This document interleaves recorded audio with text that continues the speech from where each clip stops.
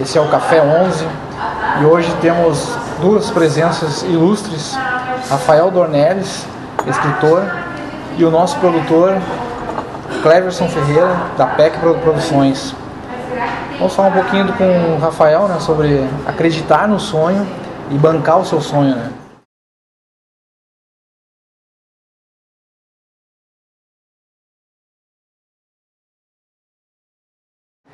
No meu caso, era um sonho já há tempos de ter o meu livro e estava idealizando há algum tempo, com alguns contos, algumas crônicas, estava montando ele, e aí a minha namorada, que veio com uma surpresa para mim e falou: não, nós vamos fazer ele acontecer e tirar ele do papel, né? Tirar ele do sonho, que ela acreditava muito no que eu acredita, né? Muito no que eu escrevo. Então ela disse: então vamos fazer isso. Então ela que me proporcionou o livro, né? Ela que me ajudou a concretizar essa parte financeira, porque não é barato, né? Tu publicar um livro hoje não é barato. Tu precisa de uma grana que tu não dispõe assim de imediato para te aplicar em algo que não é tão necessário assim para tu continuar vivendo, né? E ela se disponibilizou a isso e fez com que isso se realizasse da melhor maneira possível, né? É um sonho realizado, e agora só me dá mais vontade de escrever mais, né? E publicar outros. E o livro tá na rua já, tá vendendo? Tá vendendo. Eu já enviei uma proposta para começar a vender na Cultura, porque tem uma coisa bem chata, assim, esses lances das livrarias também. É uma coisa burocrática para te poder colocar o teu livro. O teu livro ali tem que ter a ficha catalográfica e tudo mais, tem que ser um livro cadastrado, não pode ser um livro qualquer. Daí eu fiz a ficha catalográfica ali na Casa de Cultura do Mário Quintana, enviei a proposta para eles, aí foi aprovada, né? E aí agora começou, a partir do mês passado, início de dezembro, começou a vender na Cultura. É o único lugar que tem venda assim em livraria, e depois comigo, né? Aí a galera vem: Rafa, quero teu livro. Faz contato ali no Facebook. Faz mesmo. ali e vai lá, consegue, deu entrega, a gente combina, e aí sempre rola, arruma um tempo, né? E tu escreve desde quando, Rafa? Desde... Não, eu não gostava de escrever, eu não tinha o hábito de ler nem escrever, sabe? Sempre fui meio alheio a isso, e comecei a escrever com 17 anos. Né? Passei por umas situações complicadas ali na minha vida, onde eu queria colocar para fora todo esse sentimento trancado, essa angústia que eu estava vivendo naquela época, né? Da minha adolescência, quase partindo para minha vida adulta. Então foi uma situação difícil, onde fez eu ver uma possibilidade diferente, e o que me fez acreditar foram as palavras. E hoje eu acredito que as palavras, elas mudam a vida das pessoas. E eu tenho 100% de certeza disso. Esse aqui é o teu primeiro livro. É o primeiro livro. São crônicas, né? São contos e crônicas. Contos e crônicas.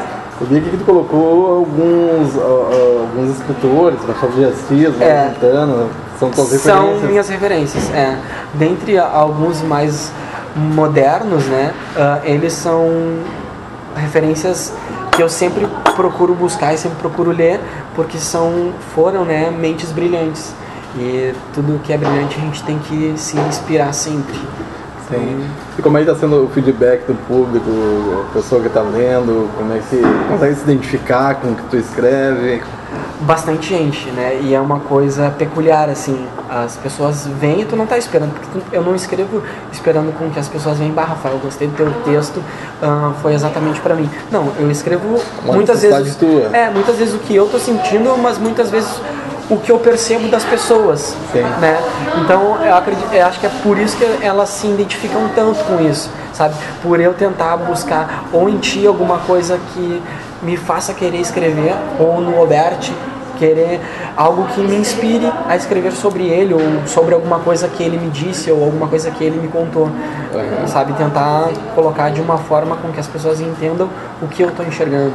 Como é que tu organiza essa coisa do teu processo criativo? Porque praticamente é um trabalho também, né? Embora tu concilie duas carreiras aí, Mas esse ofício de escritor demanda tempo. Não é fácil. Não é fácil, exatamente. Como é que tu organiza isso? Tu escreve todo dia? Não sou tão criativo assim. Até emendando isso, né? Se tu consegue tirar do dia a dia, né? Essa criatividade pra escrever. Principalmente do meu dia. Porque como eu trabalho com o público, eu vejo muitos tipos de pessoas, né? Muitas personalidades, né? E tu consegue colocar elas em situações diferentes, né? Então eu tento absorver o máximo do meu dia para poder escrever. Não escrevo todo dia, né? Sim. São alguns dias, fazia tempo até que eu não escrevia. Ontem que eu escrevi também, ficou bacana o texto e tal. Não teve tanta repercussão, mas foi um texto que eu gostei. Mas são dias que eu acordo inspirado. Eu levanto e me sinto leve, sabe? E normalmente tu já escreve na internet, no Facebook, ou tu vai ainda papel, caneta? Não, a maioria das vezes eu tenho uma pasta, né, no meu office ali, então são todos no computador, né? Difícil assim eu escrevo à mão e tal, mas eu tenho um caderno, como se fosse um diário, onde eu escrevo para eu mesmo, né? Aí são sentimentos meus, mas que aí eu não compartilho com ninguém. Não, aí a única coisa que eu escrevo à mão assim hoje. Mas um dia será lançado o Diário de Rafael. Acho que não. Às vezes eu tô preparado. Não pode publicar. Não, até pode publicar, não tem tanta. Minha vida não é tão obsoleta assim que não possa ser publicada, mas tu pensa em escrever um romance, assim? O meu projeto agora, num prazo de 1 ano e meio, 2, no máximo, é escrever uma história, né? Um romance. Porque é o que eu acredito, por mais que o amor esteja desacreditado, eu acredito muito nele, né? E é um paradoxo, né, entre o amor e o amar, né? Muita gente acredita no amor, mas poucas pessoas amam de verdade. Frase forte essa, né? Mas tem muito disso, né? As pessoas, elas falam muito sobre amor, né? O amor é o assunto das pessoas, né? Todo mundo fala do relacionamento que não deu certo, da briga que teve, mas quem é que se entrega de verdade? Quem é que se entrega 100%? Quem é que ama de verdade? Então é um paradoxo entre o amor e o amar, né? O que tu faz? Tu acredita no amor, mas tu não ama, né? Exatamente, e dentro dessa história do amor e amar, 2 cafés e um amor bem quente. O café pra ti. Como é que surgiu a ideia do título do livro? Eu sou um cara que eu gosto do café.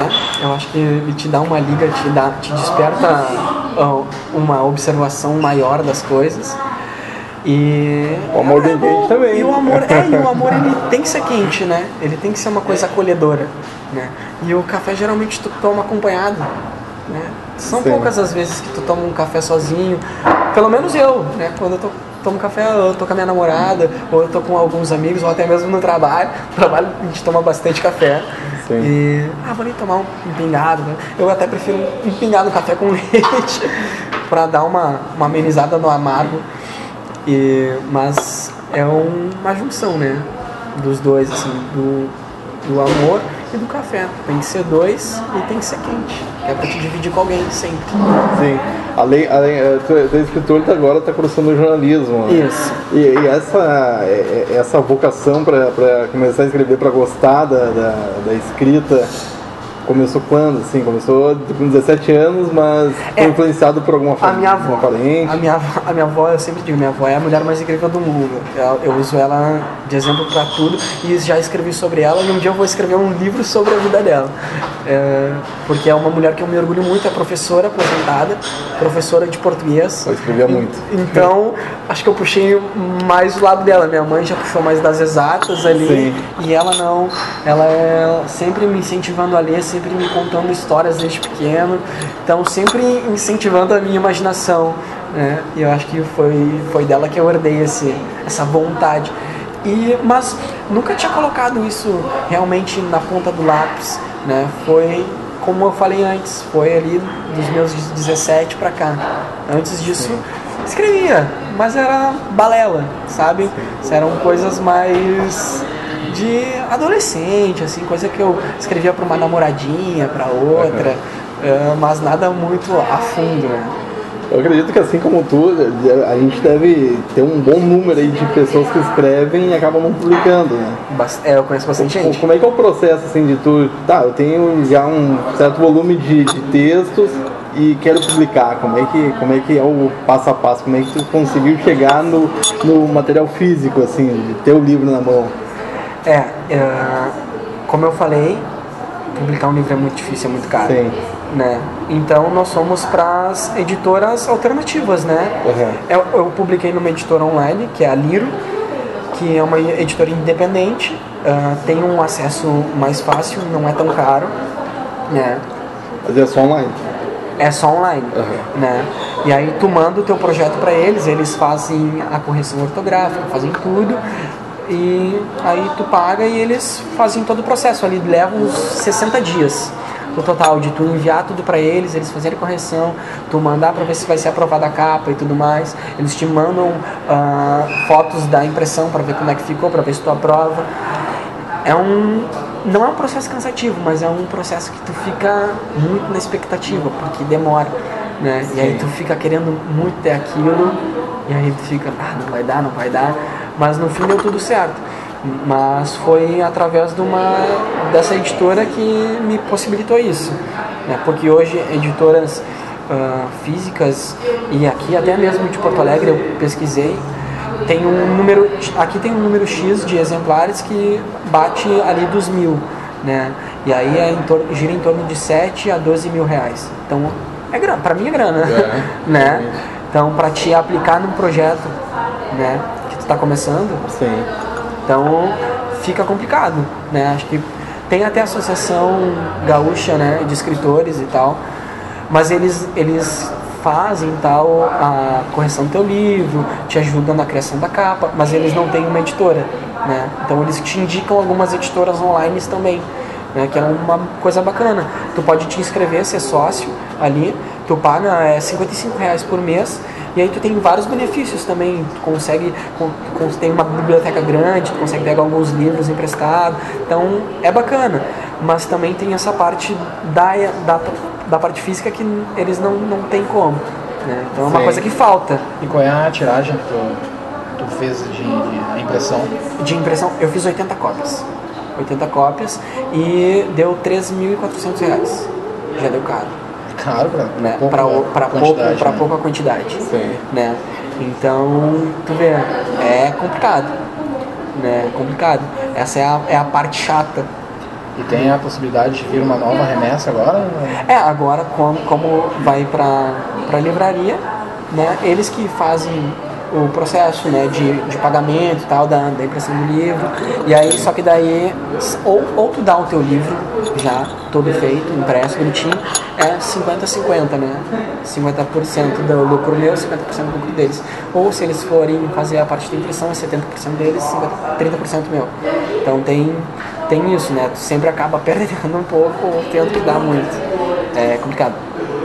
Sim, além do livro, tu também tem essa ideia que eu achei muito bacana das cartas, né? E como é que funciona, assim, como é que surgiu essa ideia de escrever as cartas e deixar elas, né, em lugares estratégicos?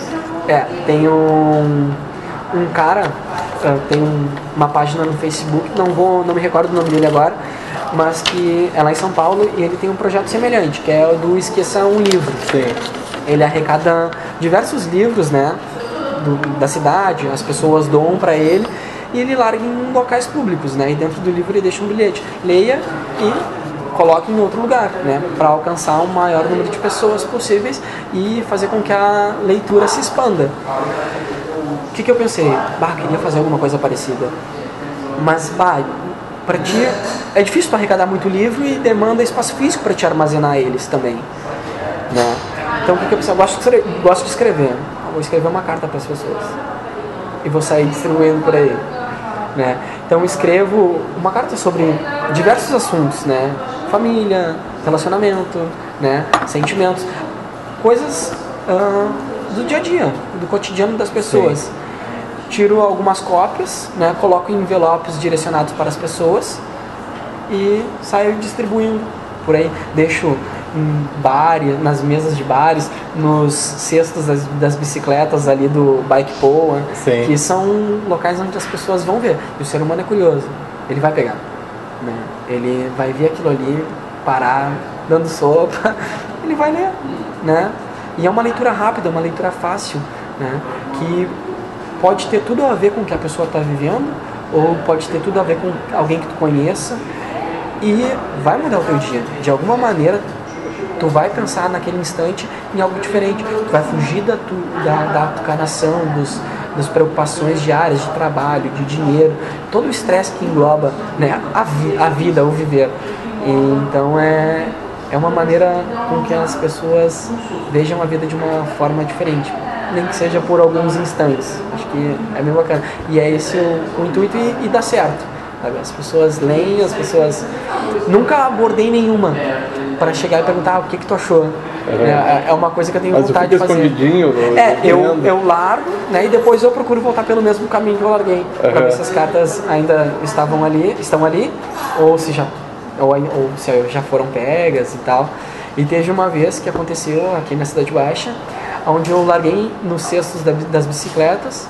Um cara foi largar uma, viu e começou a ler, né? Pegou a carta ali e começou a ler. Depois outro cara veio pegar uma bicicleta, viu ali, começou a ler também, e os dois começaram a conversar sobre aquilo ali, né? Então foi... Neste momento a intervenção aconteceu. Foi ali que eu pensei, eu tenho que continuar fazendo isso, sabe? Sim. Porque as pessoas realmente leem e vão ficar pensando sobre aquilo. Talvez não, né? Mas o que vale é sempre a tentativa. E eu vou tentando, enquanto der e quando eu tiver tempo eu vou fazer. Sim. Tem um outro projeto agora que tu está trabalhando para um outro livro ou outros textos, como é que tu faz isso? Textos eu estou sempre tentando publicar novos e tal, sempre tentar manter em dia. Mas livro eu tenho um prazo de 1 ano e meio, 2, eu quero publicar um romance, né? Quero escrever uma história, não só contos e crônicas. Sim. Que eu acho que vai ser bem bacana. Eu já tenho ela toda estruturada na minha cabeça, só falta tempo para botar na ponta do lápis. E tu tens um blog também, né? Eu tenho um blog já faz 2 anos, 2 anos e meio agora, que é o mesmo nome do livro, é 2 cafés e um amor bem quentes, por favor, que foi onde eu comecei assim a divulgar o que eu escrevia. Antes eu guardava pra mim. Eu pensei, cara, vou fazer um blog, do nada. Foi uma tarde assim, não me lembro o que eu tava fazendo, vou fazer um blog. E aí fiz. E aí publiquei 2 textos. E a galera gostou. Daí eu pensei, tá aí. Vou fazer um blog, vou criar, vou dar continuidade. E aí e a galera foi lendo, foi gostando, foi me mandando mensagens. Às vezes pessoas que faziam muito tempo que eu não conversava, vinham e conversavam com Rafa, teu texto se encaixou exatamente com o que eu estou vivendo agora. Muito obrigado. Teve essa semana agora, uma amiga minha, me mandou uma mensagem de feliz aniversário e tal, e logo abaixo ela escreveu que ela me agradecia pelos textos que ela tinha lido no meu livro, que tinham de alguma maneira solucionado alguns pensamentos que ela não estava conseguindo acertar. E aquilo me deu muita alegria, porque é isso que eu quero. Eu não quero ficar famoso escrevendo, eu não quero ganhar dinheiro escrevendo, eu quero que as pessoas reflitam e pensem sobre aquilo, sabe? Porque está faltando isso no mundo de hoje. Pensamento em nós mesmos e principalmente no próximo. Sim. Sabe? Fazer com que as pessoas pensem e... eu não quero mudar a opinião de ninguém, mas fazer com que elas enxerguem de uma outra maneira, enxerguem um outro ponto de vista, sabe? Que talvez elas não enxerguem. No nosso último Café com Design, a gente falou bastante sobre a questão da crise. Como é que um escritor vê essa relação econômica? Porque, de uma certa forma, quem está consumindo, os leitores, precisam estar bem financeiramente e tal, para poder comprar um livro. Sim. Como é que fica essa questão para quem está empreendendo, principalmente na arte, né? Que a gente sabe que costuma ser a primeira a ser cortada. É verdade. A mim não afetou muito, né? Até porque eu estou começando. Mas, realmente, as pessoas, elas cortam o cultural e ficam totalmente com o supérfluo. Eu não entendo isso. né? Muitas vezes as pessoas fazem isso, elas cortam o que eu diria ser essencial, Sim. né? Para ficar com coisas mais rasas, né? E em relação à crise, eu acho sim que afeta muito as pessoas, sabe? Mas afeta também de maneira rasa. Por que que eu enxergo isso? Porque as pessoas elas só reclamam, só protestam ou só debatem quando afeta no bolso delas diretamente, né? Uma coisa que eu vejo muito é as pessoas reclamarem o preço da passagem, que aumenta seguidamente. Teve os protestos agora lá em São Paulo, mas não reclamam dos milhões que foram roubados da Petrobras, dos milhões que são desviados há muito tempo, Sim. sabe? Então, eu acho que isso é um pouco de hipocrisia do ser humano, sabe? Tu reclamar ali de algo que tá te afetando diretamente, né? Mas não reclamar de algo que afeta toda uma nação, né? Reclama, mas reclama da boca pra fora. É como tu falaste, né? É uma análise rasa. Sabe? Então é complicado isso. E aí as pessoas elas já não têm um embasamento sobre muita coisa. Elas vão deixar de ir em teatro, elas vão deixar de ir em shows, talvez, né? Para ir numa festa, para fazer coisas mais banais, eu diria, né? Elas optam por deixar a cultura de lado. O Brasil é um país que tem muita cultura, mas ela não é usufruída de maneira correta. Eu, pelo menos, vejo dessa forma. Né? Acredito que isso deveria vir...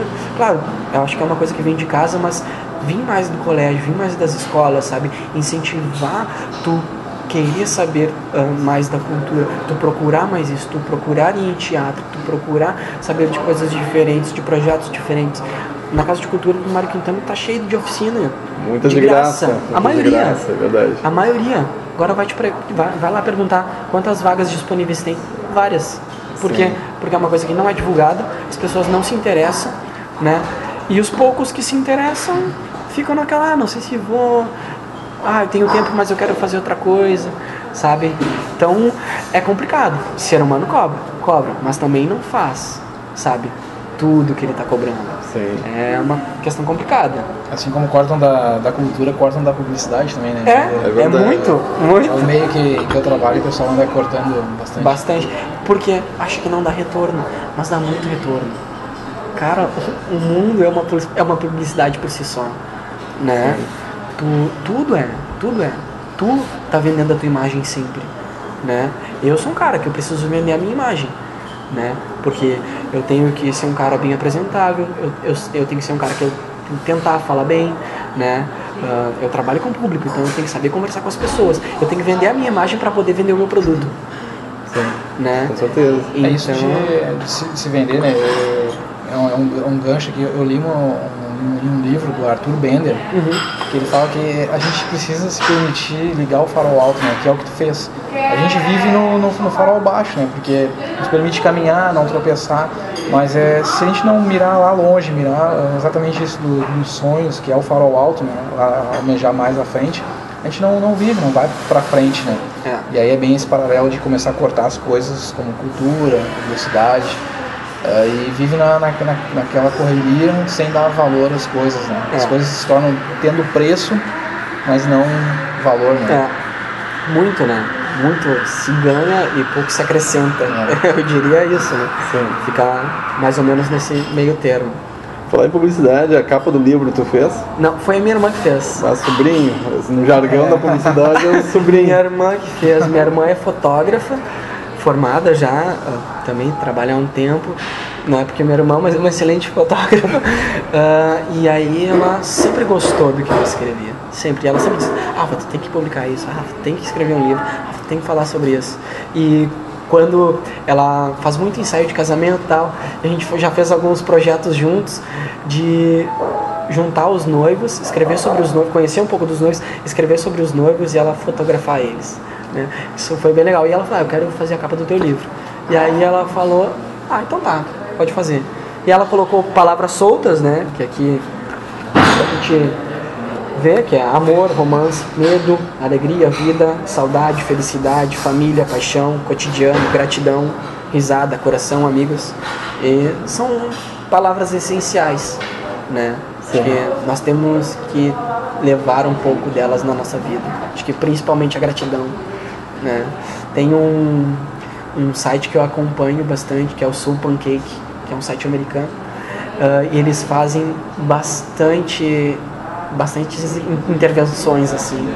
E teve um vídeo que eles fizeram que foi: pararam pessoas na rua, pediram para elas escreverem sobre alguém que elas gostassem, escrever uma carta sobre alguém que elas gostassem muito. Depois eles pediram para essas pessoas ligarem para elas, ligar para quem eles escreveram, né, e ler a carta, né.